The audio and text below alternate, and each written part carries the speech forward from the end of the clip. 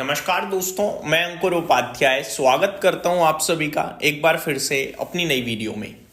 दोस्तों यहाँ पे आप सभी के साथ बात करना चाहूंगा एक ऐसे स्टॉक के बारे में जिसमें आज 10% की तेजी थी और जो तेजी के पीछे रीजन था वो बेहद कमाल का है। मतलब बाजार में किस लेवल का, आप ये समझ लीजिए किस लेवल का, क्या बोलूं मैं, मतलब सही वर्ड भी इस्तेमाल नहीं कर पा रहा हूं मैं, मतलब बेवकूफ बनाया जा रहा है या बेवकूफी हो रही है, वो मैं आपके साथ इस वीडियो के माध्यम से शेयर करना चाहूंगा। एक रिपोर्ट आई है, टाटा एलेक्साई की बात कर रहा हूं मैं, आप सभी ने शायद पढ़ भी लियो, लेकिन आप उसका मतलब समझने की कोशिश करो। टाटा एलेक्साई का शेयर कल तक ट्रेड कर रहा था करीब 5200 5300, एग्जैक्टली बताता हूं 5853 पे आज बंद हुआ है। 500 रुपए की तेजी है, तो कल 5350 पे ट्रेड कर रहा था मान लो, ठीक है।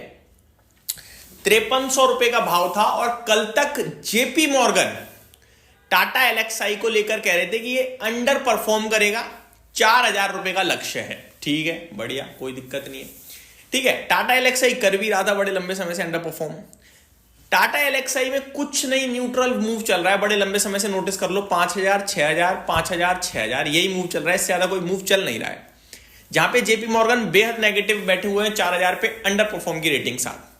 जेपी मॉर्गन के दिमाग में आया चलो आज टाटा एलेक्साई के ऊपर रिपोर्ट निकालते हैं, और जेपी मॉर्गन ने एक रिपोर्ट निकाली। उसमें उन्होंने क्या करा, अपग्रेड, किसे, टाटा एलेक्साई को। अब अपग्रेड सुनो कैसा किया है, अंडर परफॉर्म से न्यूट्रल की रेटिंग, बाय अभी भी नहीं है, आउट परफॉर्म तो भूल जाओ, ओवरवेट तो भूल जाओ, न्यूट्रल, बस एक नॉच ऊपर कर दिया, न्यूट्रल। अच्छा, कल स्टॉक का भाव कितना बताया मैंने आपको, 5350। इन्होंने अपने 4000 रुपए के टारगेट को बढ़ाकर कर दिया 4800, उससे तो ऊपर कल भी था शेयर। समझ रहे हो, कहने वाली बात यह कि ये रिपोर्ट का कौन खरीदेगा 4800 के लिए। इवन 4800 पे अगर ये न्यूट्रल है तो 5300 रुपए पे शेयर को तो मूव ही नहीं करना चाहिए था। अभी भी उनके हिसाब से तो शेयर महंगा है, लेकिन नहीं, बाजार ने कहा हाँ जेपी मॉर्गन की तो बढ़िया रिपोर्ट है। कैसे बढ़िया है, कैसे आप बढ़िया कह सकते हो। इवन मैं ये कह रहा हूं अगर आज ये शेयर 5% टैंक कर जाता तो भी हम यही रिपोर्ट डिस्कस कर रहे होते, बस हम कहते कि इसकी वजह से गिरा है। तो दोस्तों एक चीज समझ लो, ब्रोकरेज हाउसेस खबर या बाइंग सेलिंग, ये जो शेयर को ऊपर नीचे करती है ना, ये बहुत ही शॉर्ट टर्म और टेम्पररी होता है। पोजिशनली लॉन्ग टर्म आपका कन्विक्शन कंपनी के ऊपर, कंपनी का धंधा, अर्निंग्स, एंड दैट्स इट। यही चीज मैटर करती है और यही चीज आपको समझनी है। अगर कोई कंपनी अच्छा कर रही है और शेयर नहीं चल रहा है, वो अपॉर्चुनिटी क्रिएट कर रही है। जैसा कि कल मैंने आपसे कहा इंडियन होटल 52 वीक लोस पे है, आज भी गिरा आई थिंक 2.5%। क्या कमी है इंडियन होटल में, मतलब लाख करोड़ के मार्केट कैप पे, मेरे को कोई कमी नहीं दिखती। अब वो नहीं चल रहा, उसमें ना मैं कुछ कर सकता ना आप, लेकिन मुझे इतना पता है कि इसमें मेरा पैसा टूटेगा ही नहीं भाई अगर मैं बैठा रहूंगा तो। मार्केट पूरा पेशेंस और कन्विक्शन का गेम है भाई, याद रखिएगा, पूरा पेशेंस और कन्विक्शन का गेम है। दूसरों के आने पे आप जाओगे, थोड़ा महंगा मिलेगा लेकिन पैसा बन जाएगा। आप अपने रुके रहने पे, मतलब अपने भरोसे पे डटे रहोगे कि ना बढ़िया है, बैठे रहोगे तो कोई और आएगा उस स्टॉक को लेने, में आपको बता रहा हूं, और आप ज्यादा कमाओगे। क्यों? क्योंकि बढ़िया चीज ना ज्यादा लंबे समय तक लोगों से नहीं छुपती है, नजर में आई जाती है। कोई नहीं आएगा तो म्यूचुअल फंड इंडस्ट्री तो डेफिनेटली आएगी इंडियन होटल को खरीदने। मतलब मैं एक एग्जाम्पल के रूप में शेयर कर रहा हूं। अब एक बार जेपी मॉर्गन जी की रिपोर्ट बताता हूं मैं। The brokerage lifted its rating to neutral from underweight, ठीक है जी, अंडरवेट से न्यूट्रल की रेटिंग कर दी, and increase its price target to ₹4800 from 4000। उसके तो ऊपर था शेयर कल भी, 10% आज चलने का क्या मतलब, तो बहुत ऊपर हो गया उससे।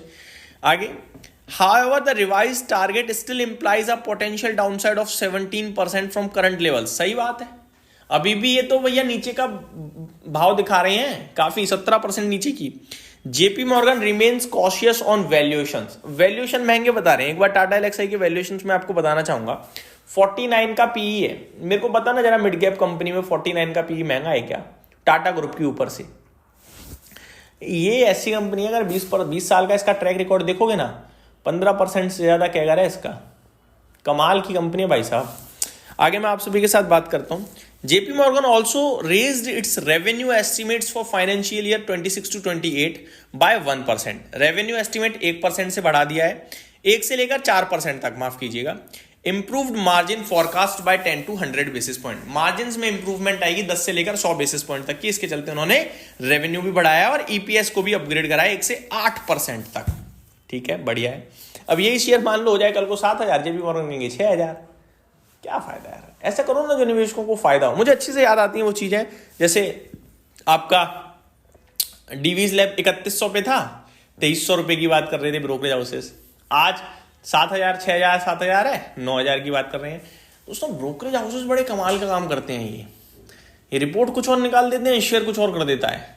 तो आपको अब रिपोर्ट्स के चलते कुछ नहीं करना होता। अब आज ये शेयर भागा, लोगों ने खरीद लिया, ऊपर से इस रिपोर्ट की बात करेंगे। अब रिपोर्ट में आप देखो तो 4800 रुपए की बात है। आपने लेना है तो अपने भरोसे पे लो भाई, कहना मैं ये चाहता हूं। तो ये मेरी तरफ से एक छोटा सा नमूना था आपके लिए, जो बाजार में चल रहा है इस समय, डिस्कस किया।